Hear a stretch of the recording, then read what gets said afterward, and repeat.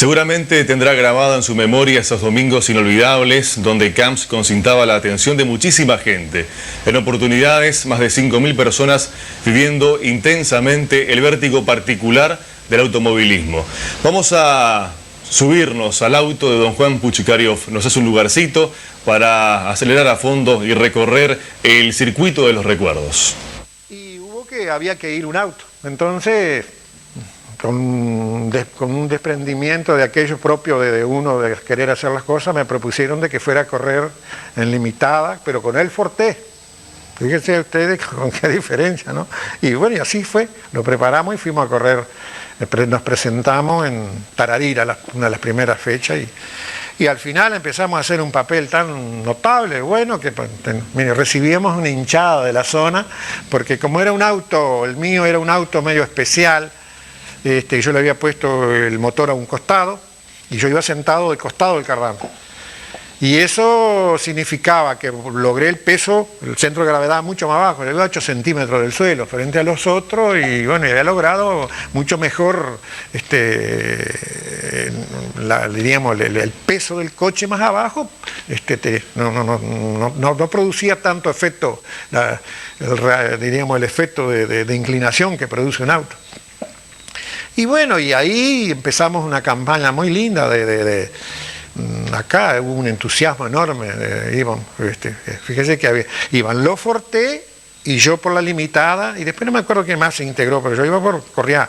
Y lo curioso que corríamos, en el mismo día corríamos en Forte con el mismo auto, y después si quedaba Saro largábamos limitada. Entonces cumplíamos con los reglamentos, teníamos un auto en fuerza limitada, porque eran esas cosas que si uno se pone a pensar eran quijotadas de aquellas que... Pistas de tierra, ¿no? Sí, la única pista que había de asfalto era Tararira. Lo demás era todo tierra, y nos habíamos acostumbrado a correr en la tierra, y yo puedo decir que accidente, miren, no había, para poder, accidente grave. El caso del Tito es un caso especial porque él hizo un trompo y cae del auto. Cayó del auto, cayó al suelo y lo pasó todo. El último que venía detrás del pelotón lo pasó por arriba, que es el que lo mata, ¿no? Pero accidente por choques nosotros porque no sé, había una cierta experiencia, diríamos, cuando hacía un derrape uno ya sabía para dónde salir, la cuestión que creo que se produce más accidente ahora fuerte y todo con las pistas libres, porque son mayores velocidades, a pesar que nosotros también teníamos un riesgo importante, porque se andaba 100, 150, se andaba bien, y eso ya es una velocidad suficiente para escracharse, ¿no? Pero, y bueno, yo tuve también yo hice un trompo fuerte así, me agarraron al medio, dos coches así, me tiraron, le hablo ahí, pero eso es una pista totalmente libre, no había tierra, no había nada, acá en Fray Bento. Pero no tuvimos ninguna situación, ni siquiera un rasguño. Así que su vinculación con el automovilismo, ¿a qué año se remonta más o menos? Bueno, yo primero empezamos, la vinculación fue porque un hermano mío hizo un auto, Federico, hizo un auto en sociedad con... Él la hizo, él no mecánica, no, él hizo el auto, sin el motor, diríamos, hizo el auto, un auto. Y ahí empezó una vinculación con el Yoyo Piacenza, los dos son muertos, mi hermano y Piacenza. Piacenza puso el motor y mi hermano ponía el chazo. Entonces ahí nosotros nos vinculamos, fue en el año 56, creo que 56, 57, no recuerdo bien, por ahí fue.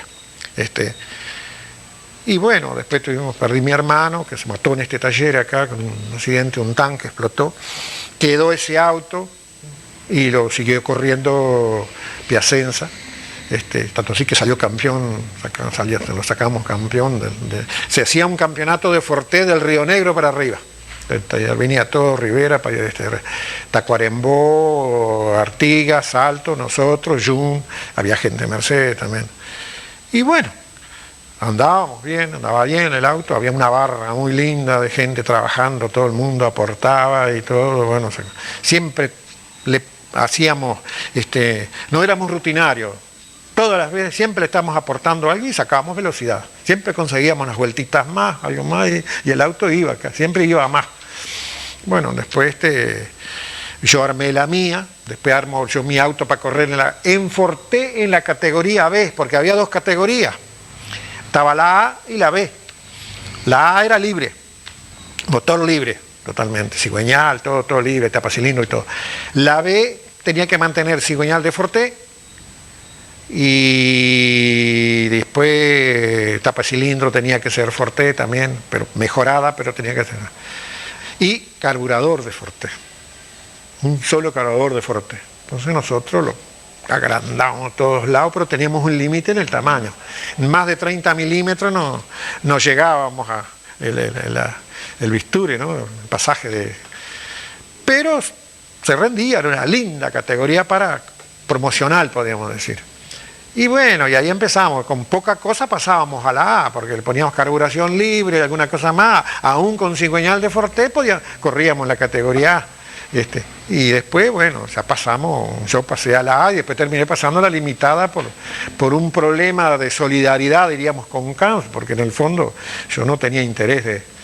Y bueno, y al final fue la mejor trayectoria de carreras, incluso en el Pinar, por ejemplo, que fuimos a correr, yo ya después le puse un Forá que me lo regaló al final un Menegassi. No era un Forá, era un For B de cosechadora ese motor de las cosechadoras Class traían ese motor, era un motor hecho en el año 50.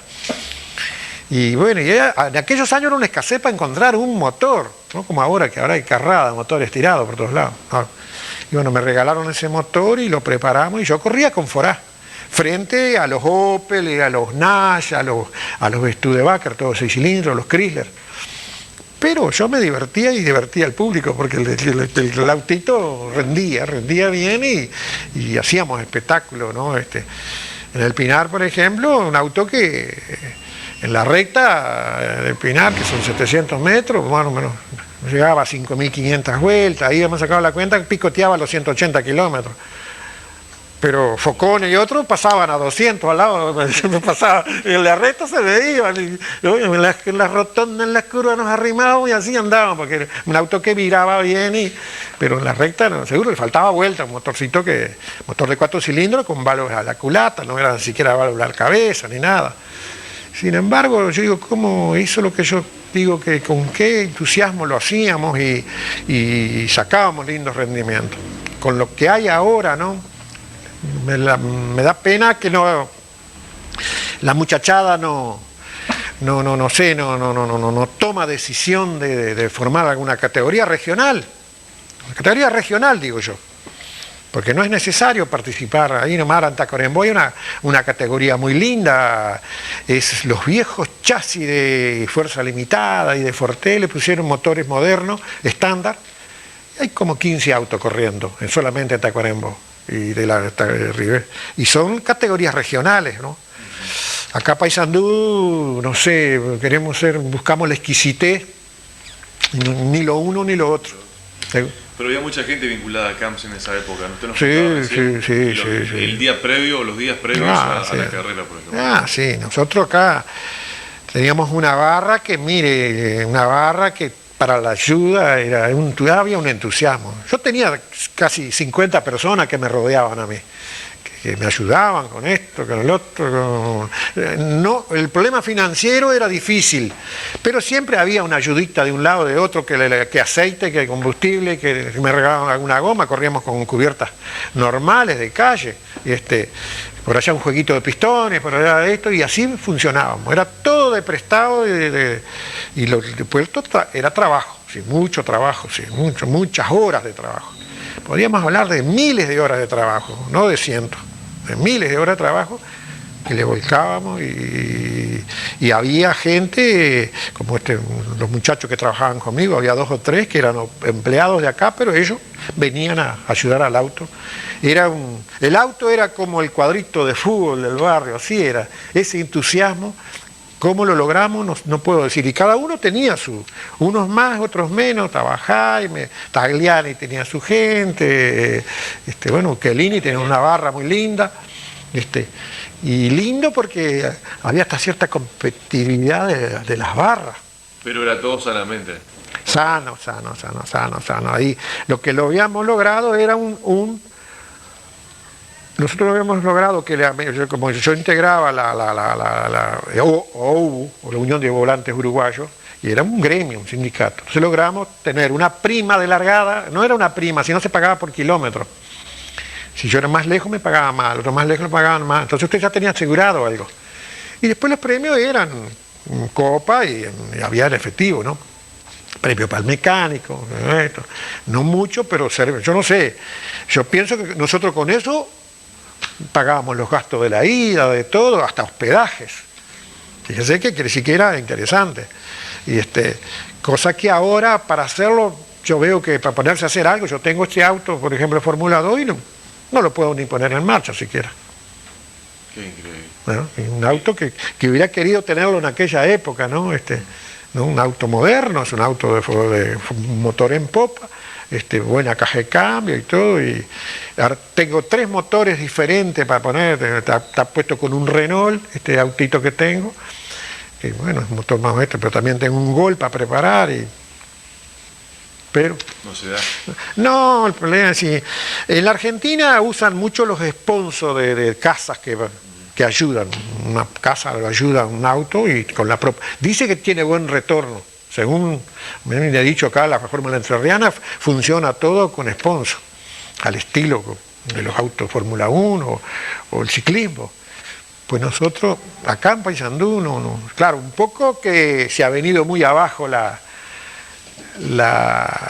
no se hace carrera, no hay auto, pero y hay que crear un entusiasmo. ¿Quién sabe ustedes con estos programas nos entusiasma la gente? Se juntaban varios miles de personas a mirar las carreras, ¿no? ¿O es muy exagerada la cifra? No, acá hubo carreras de 5.000 personas, Paysandú. Hubieron carreras, pero 2, 3, 4.000 personas era común. Era común, mire, común. Y ahora usted va a hacer una carrera y no sé.